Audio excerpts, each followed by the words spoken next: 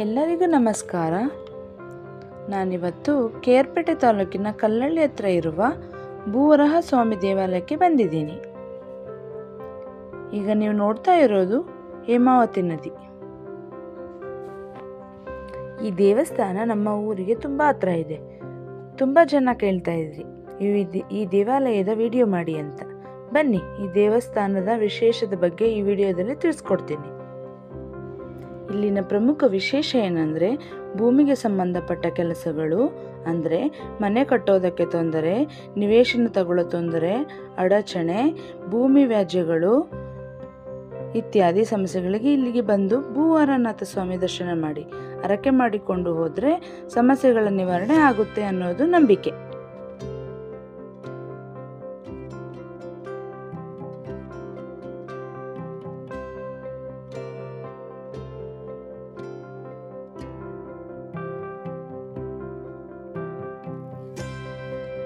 ಈಗ ದೇವಸ್ಥಾನದ ಹತ್ತಿರ ಬಂದ್ವಿ. ಭಕ್ತರಿಗೆ ಯಾವುದೇ ತೊಂದರೆ ಆಗದಂತೆ ವಿಶಾಲವಾದ ಪಾರ್ಕಿಂಗ್ ವ್ಯವಸ್ಥೆ ಮಾಡಿದ್ದಾರೆ.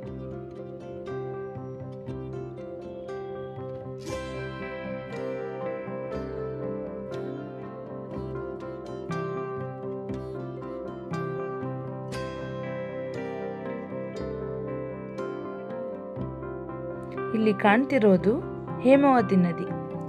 ಈ ನದಿ ಮುಂದೆ ಹೋಗಿ KRS ಜಲಾಶಯವನ್ನು ಸೇರುತ್ತೆ. ಇಲ್ಲಿ ಸ್ವಲ್ಪ ಮುಂದೆ ಹೋದ್ರೆ ಸಂಗಮ ಕೂಡ ಸಿಗುತ್ತೆ. ಅಂದ್ರೆ ಹೇಮಾವತಿ, ಕಾವೇರಿ, ಲಕ್ಷ್ಮಣ ತೀರ್ಥ ನದಿಗಳ ಸಂಗಮವಾಗುತ್ತೆ. ಈ ನದಿಗೆ ಹೊಸದಾಗಿ ಸ್ನಾನಘಟ್ಟ ನಿರ್ಮಿಸುವ ಕೆಲಸ ನಡೀತಾ ಇದೆ.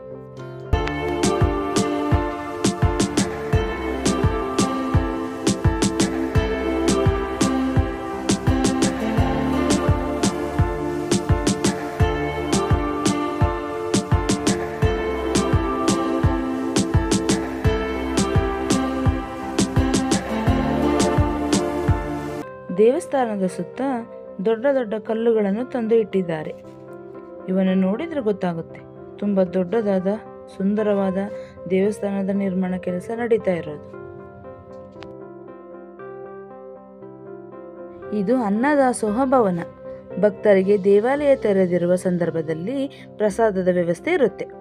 ದರ್ಶನದ ಸಮಯ ಬೆಳಗ್ಗೆ 9:30ರಿಂದ ಮಧ್ಯಾಹ್ನ 1:30, ಮಧ್ಯಾಹ್ನ 3:30ರಿಂದ ಸಂಜೆ 7 ಗಂಟೆವರೆಗೆ ತೆರೆದಿರುತ್ತೆ. ದೇವಸ್ಥಾನ ಹೊರಗಡೆಯಿಂದ ಈ ರೀತಿಯಾಗಿ ಕಾಣಿಸುತ್ತೆ. ಇದು ಭೂದೇವಿ ಸಮೇತ 18 ಅಡಿ ವರಹ ಸ್ವಾಮಿ ವಿಗ್ರಹ. ಈಗಾಗಲೇ ಫೌಂಡೇಶನ್ ಹಾಕಿದ್ದು ಮನೆ ಕಟ್ಟೋದಕ್ಕೆ ತಡೆ ಆಗಿದ್ರೆ ಇಟ್ಟಿಗೆ ತಗೊಂಡು ಪೂಜೆ ಮಾಡಿಸಿ ಹರಕೆ ಕಟ್ಕೋಬೇಕು. ಇನ್ನು ಸೈಟ್ ತಗೋಬೇಕು, ಹಣಕಾಸಿನ ತೊಂದರೆ, ವಿದ್ಯಾಭ್ಯಾಸ, ರಿಯಲ್ ಎಸ್ಟೇಟ್ ವ್ಯವಹಾರ, ಅನಾರೋಗ್ಯ ಮುಂತಾದ ಸಮಸ್ಯೆಗಳಿಗೆ ದೇವಾಲಯದ ಬಳಿ ಇರುವ 3 ಇಡಿ ಅಥವಾ 5 ಇಡಿ ಮಣ್ಣನ್ನು ಕವರಿನಲ್ಲಿ ತಗೊಂಡು 11 ಪ್ರದಕ್ಷಿಣೆ ಹಾಕಿ ಅದನ್ನು ಅರ್ಚಕರಿಗೆ ಕೊಟ್ಟರೆ ಅವರು ಪೂಜೆ ಮಾಡಿ ಮಂತ್ರ ಹೇಳಿ ತೀರ್ಥ ಹಾಕಿ ನಮಗೆ ವಾಪಸ್ಸು ಕೊಡ್ತಾರೆ. ಅದನ್ನು ಮನೆಗೆ ತಗೊಂಡು ಹೋಗಿ ದೇವರ ಮನೆಯಲ್ಲಿ ಇಟ್ಟು ಪೂಜೆ ಮಾಡಿ ನಮ್ಮ ಕೆಲಸ ಆದಮೇಲೆ ಭೂವರಹ ಸ್ವಾಮಿ ಹತ್ರ ಬಂದು ಪೂಜೆ ಮಾಡಿ ಕೈಲಾದ ಸೇವೆ ಮಾಡಬಹುದು. ಬನ್ನಿ, ಈಗ ನಾವು ಮಣ್ಣನ್ನು ತಗೊಳ್ಳೋಣ.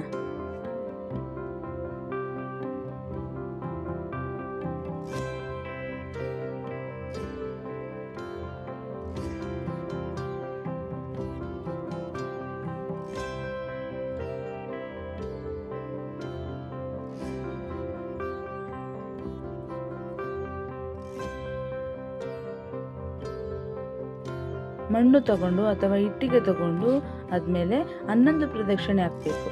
ಬನ್ನಿ, ನಾವು ಪ್ರದಕ್ಷಿಣೆ ಹಾಕೊಂಡು ಬರೋಣ.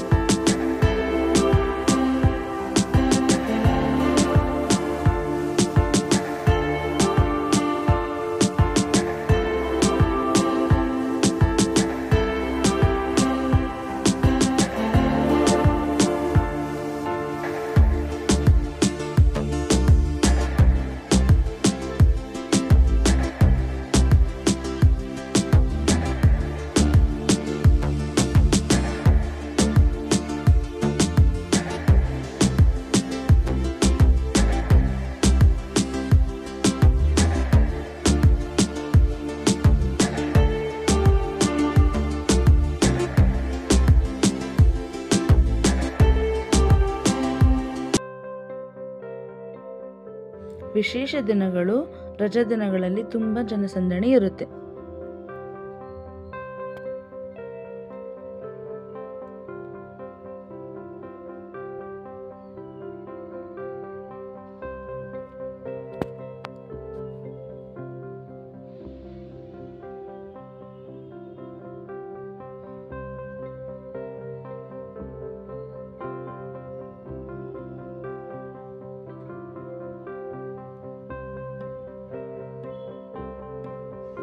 ಇದಲ್ಲದೆ ಪ್ರದಕ್ಷಿಣೆ ಆದಮೇಲೆ ದೇವಾಲಯದ ಸುತ್ತ ಇರುವ ಕಲ್ಲುಗಳನ್ನು ಜೋಡಿಸಿ ಚಿಕ್ಕದಾಗಿ ಮನೆ ಕಟ್ಟಿ ಹರಕೆ ಮಾಡಿಕೊಳ್ಳೋದು ವಿಶೇಷ.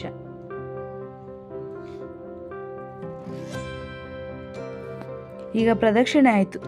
ತೆಂಗಿನಕಾಯಿಯಲ್ಲಿ ಹೊಡ್ಕೊಂಡು ದೇವಸ್ಥಾನದ ಅರ್ಚಕರ ಬಳಿ ಮಣ್ಣು ಅಥವಾ ಇಟ್ಟಿಗೆಯನ್ನು ಪೂಜೆಗೆ ಕೊಟ್ಟು ಕೂತ್ಕೋಬೇಕು. ಇಲ್ಲಿ 200 ರೂಪಾಯಿ ರಸೀದಿ ಇರುತ್ತೆ. ಒಂದು ದೇವರ ಫೋಟೋ ಕೊಡ್ತಾರೆ. ಪೂಜೆ ಆದಮೇಲೆ ಅರ್ಚಕರು ಮಾರ್ಗದರ್ಶನ ನೀಡ್ತಾರೆ, ಕೇಳಿ. ಮುಂದಿನ ಮನೆಗೆ ತೊಗೊಂಡೋಗಿ ಬಿಡಿ ಬಟ್ಟೆನ ಅರ್ಶಿನ ಬಟ್ಟೆ ಕಟ್ಟಿ ದೇವ್ರ ಮನೆ ಇಟ್ಟು ಪ್ರಾರ್ಥನೆ ಮಾಡಿ ದೇವ್ರ ರೀತಿಯ ಪೂಜೆ ಮಾಡಬೇಕು. ಇನ್ನು ಕೆಲಸ ಕಾರ್ಯ ಏನು ಆಗಬೇಕು ಅಂದ್ಕೊಂಡ್ರೆ ಕೆಲಸ ಕಾರ್ಯ ಮಾಡಿ ಆದಮೇಲೆ ಮತ್ತೆ ಬಂದು ದೇವ್ರ ದರ್ಶನ ಮಾಡಿ ದೇವ್ರನ್ನ ಸಲ್ಲಿಸಿ ಈ ಮಣ್ಣನ್ನು ಲಾಸ್ಟ್ ಪೂಜೆ ಮಾಡಿ ನಿಮ್ಮ ಮನೆ ತೋರಿಸಿಬೇಕಾಗ್ತದೆ. ಇಟ್ಟಿಗೆ ತಂದಿರೋರು ಒಂದು ಇಟ್ಟಿಗೆನ ದೇವರ ಬಲಭಾಗದಲ್ಲಿ ಮತ್ತೊಂದು ಇಟ್ಟಿಗೆ ತೊಗೊಂಡೋಗಿ ನಿಮ್ಮ ಮನೆಯ ಈಶಾನ್ಯ ಭಾಗದ ಗೋಡೆಗೆ ಸೇರಿಸಬೇಕು.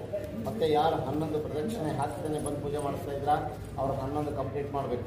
ಮತ್ತು ಈ ಮಣ್ಣನ್ನು ತೊಗೊಂಡು ಒಳಗಡೆ ಹೋಗಿ ದರ್ಶನ ಮಾಡಿ ಹಣ್ಣುಗಾರ ಪ್ರಸಾದ ತೊಗೊಂಡು ಶ್ರೀದೇವಿ ಶ್ರೀನಿವಾಸನ ದರ್ಶನ ಮಾಡಿ ಆನಂದ ಚೌಧರಿ ಸಾಕು ಹೇಳಿ.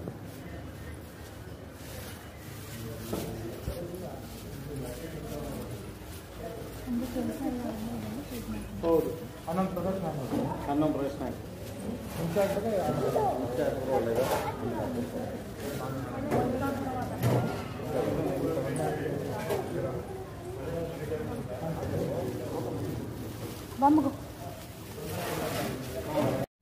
ಇಲ್ಲಿಂದ ನೇರವಾಗಿ ವರಹಸ್ವಾಮಿ ದರ್ಶನ ಮಾಡೋಣ ಬನ್ನಿ.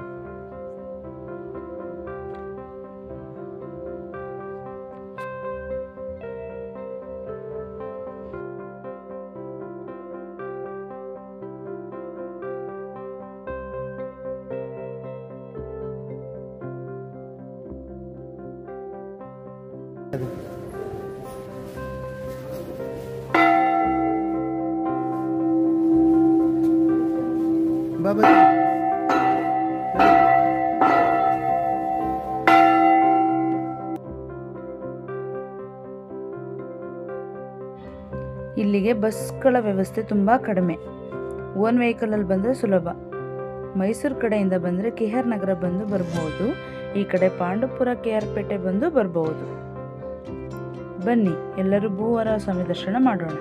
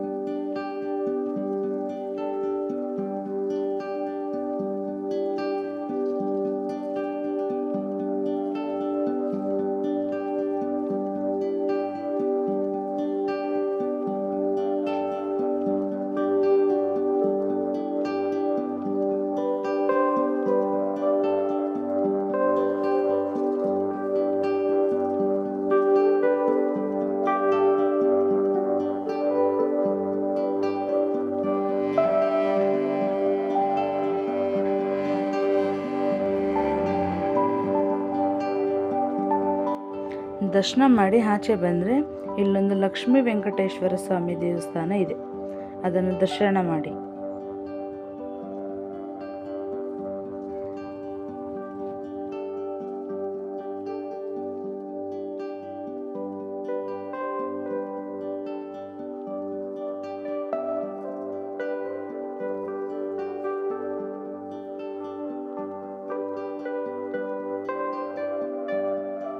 ಈಗ ಅನ್ನದಾಸೋಹ ಪ್ರಸಾದ ಸ್ವೀಕರಿಸೋಣ ಬನ್ನಿ.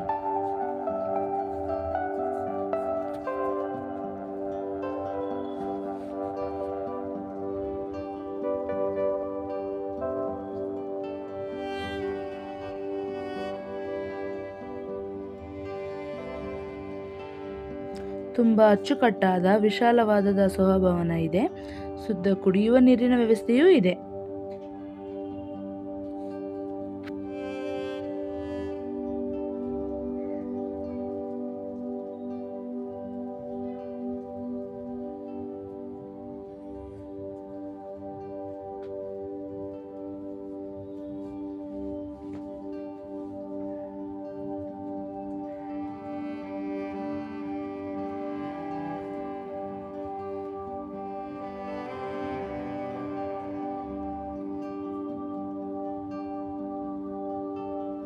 ಪ್ರಸಾದ ತುಂಬ ರುಚಿಕರವಾಗಿತ್ತು.